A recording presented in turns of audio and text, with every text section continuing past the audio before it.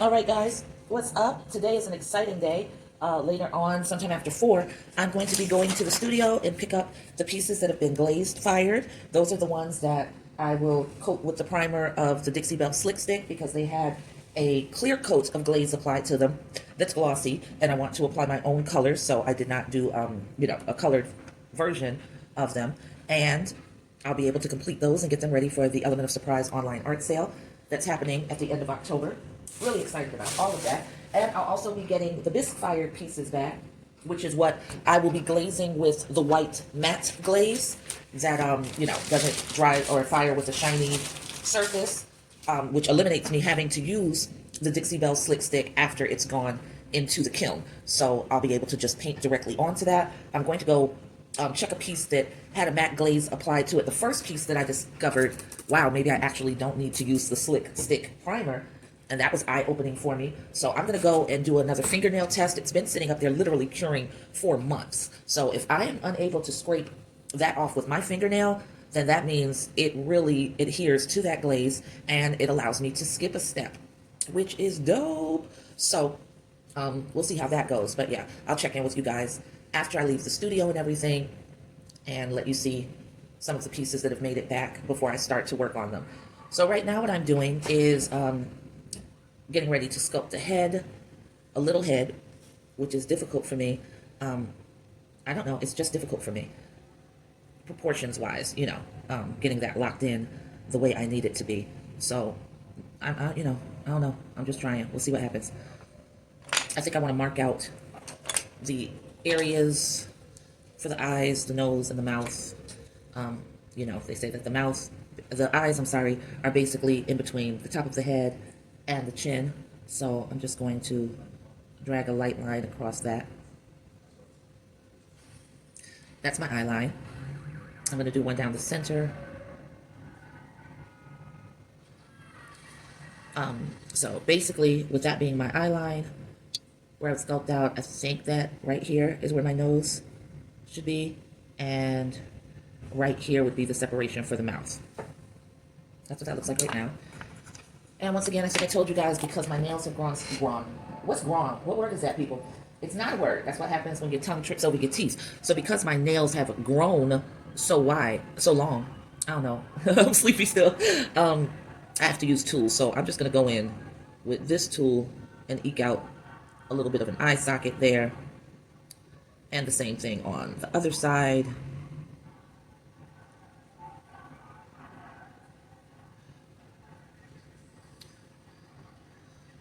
So there's that.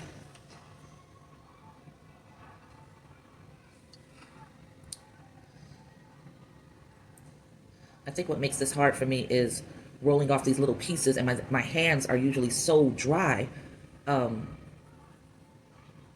it makes it really difficult to determine or to get some nice clean attachments without it becoming, really, really messy.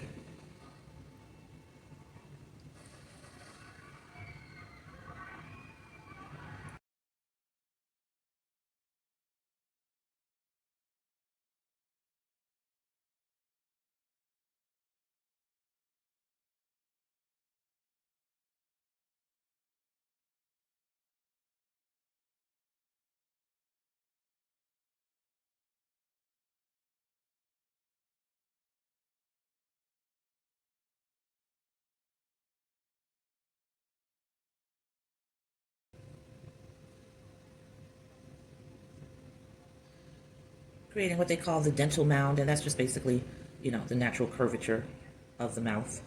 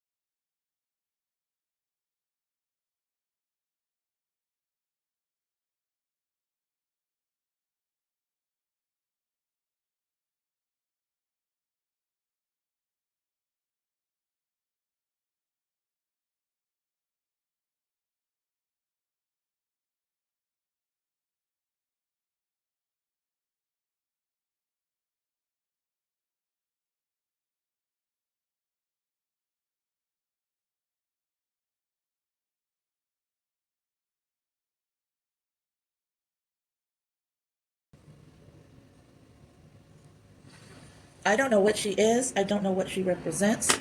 Um, I have absolutely no clue.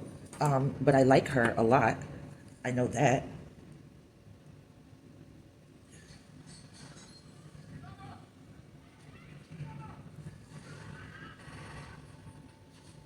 I'm just trying to make sure she's locked in all the way.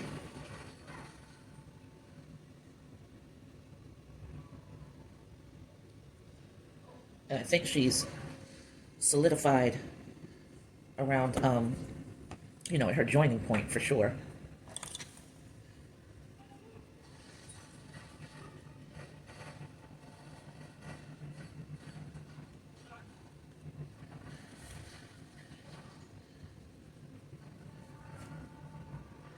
We're gonna do some more work on her, clean up a few things. I'm gonna spray her because I want her to stay moist.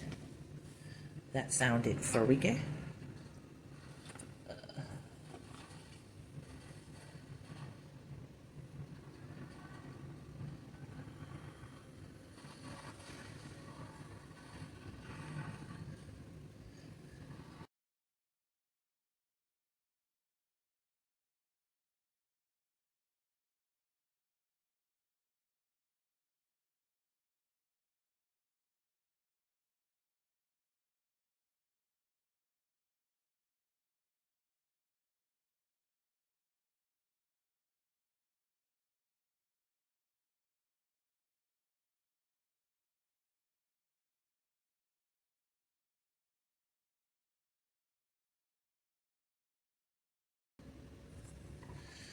All right, that's what this pendant that I've just created is looking like so far.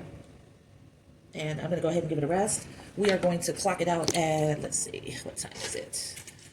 37 minutes and 12 seconds. I'm just gonna let her sit out into the atmosphere and I'll come back to her later. And I don't like her ears bare, so I'm gonna wet this down so that when I come back, I can, let's go ahead and needle tool. I'm just gonna throw her on an earring. So I'm destroying her lobes right now to go ahead and score and slip. Well, I'm scoring. I'll slip when I get back. And I'm just going to throw her on an earring. And I don't know. This just looks like some elaborate headdress. And again, nope, no clue what it means. Absolutely none. I'm just freestyling. Freestyling and wilding. Because I can. All right, I'll catch y'all on the flip side. I'm going to take a break. Peace. What's up, guys? So I want to make something. I'm not 100% sure of what yet, so I'm just taking some of the clay out of the bag. I'm gonna slice off a piece. I feel like maybe another cameo pendant. I think I need another wire too. This one is starting to fray. And I've got a second one around here somewhere. I just don't know where it fell off to. So let's just go ahead and pull this off. Put this back. I'm gonna spray it just a little bit. Seal it up in the bag. Greenhouse effect, let that moisture just soak all through the clay. If you're wondering, oh, you can't even see the plastic bag. I was about to say, if you're wondering what the plastic bag is on the table, I have a piece that I went to check on, only to realize that it had a huge crack. So right now, I am in the process of trying to repair that crack. And I can only hope over time that I'm successful. It wasn't ready to go to the studio. I'm going to the studio tomorrow because she let me know that all of the pieces that I have there that had to go through whatever process, whatever stage they were at the time, they're all done. So they're glazed pieces, and then there are pieces that were bisque fired that I'll be bringing home and glazing with the white matte. And yeah, and then dropping off at a later date to get fired. So right now I am smoothing the slip and clay. This is off camera, you can't see it happening, but I'm smoothing the slip and clay and I'm tenting it once again so that it can dry slowly. And it's probably going to take several passes before it gets to where it needs to be. So that's that. And I'm heating up some chicken that is on its last leg. I got it, a rotisserie chicken I've had in the refrigerator for a little while. Hopefully it hasn't gone bad. I pray that it hasn't gone bad because I'll be so disappointed because now I'm hungry and I'm ready to eat it. And it might be like, yeah, nah, you kept me in just a smidge too long. So I'll find out soon enough. Or end up in the hospital with botulism or some shit. I don't know. We'll figure it out. I'm sorry, I've got clay kicked up under my nails and it's making them look more gross than my hands look, and I can't take that, so I have to sometimes just clean up my nails. So this is a small roller, and I'm just going to roll one direction on this side and one direction on the other side.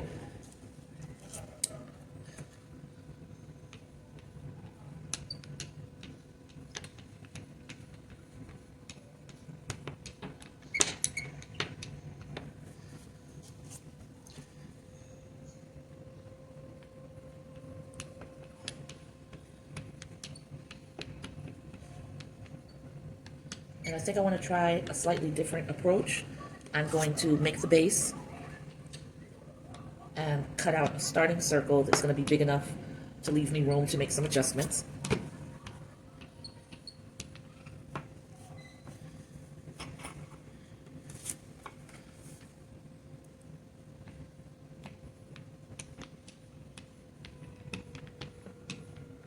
And I think that's flat enough. So I'm going to take my needle tool. I'm going to draw the circles that I want, and then I'll go ahead, and since this is already curved, I might as well start like that, because that'll give me a line to follow. Again, making it much larger than I need it to be. Give myself room to work, and room to make mistakes, all of that. This is the wonkiest circle. I'll be doing the best I can, y'all.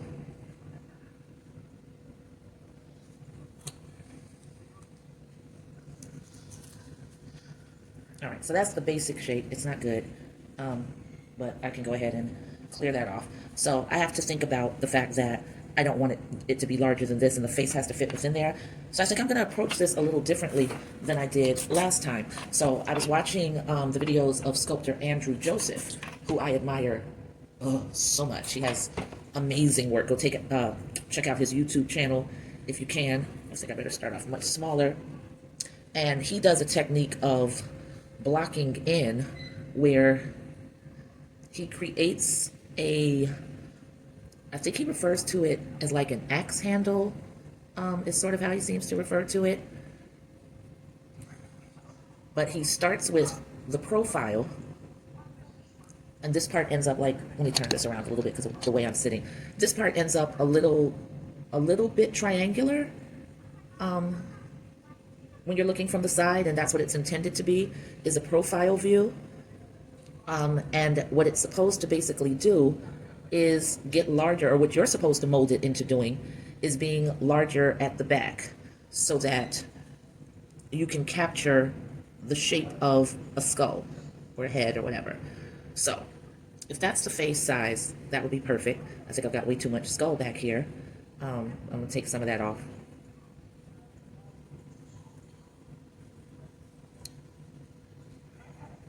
Still think that's too much, so I'm taking more off. Told you, proportions ain't my thing, ain't my thing, ain't my thing. So I've got it a little meaty towards the back, the way it's supposed to be. I need to refine this angle a bit, so that's what I'm doing, is just pulling down, keeping that somewhat triangular shape, pulling this in so it's nice and thin. And I sort of let his video of this blocking in process stay on like a continuous loop all day long at work. So let's see what I've learned. Front of the face, think forehead to nose, bottom of nose to chin.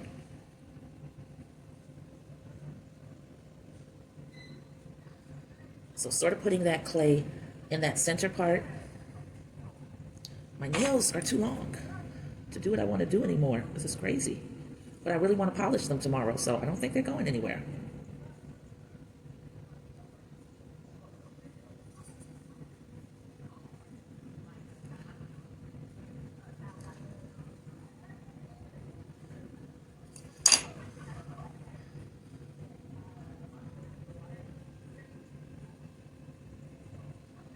It might be harder to work his technique with such a small piece. I don't know. I'm about to find that out. Because he's usually doing, like, you know, damn near full-scale portraiture where it's almost the size of, if not the size of, an actual human head. And with this being so tiny, you know, I'm just gonna have to see if I feel like this works out any better for me.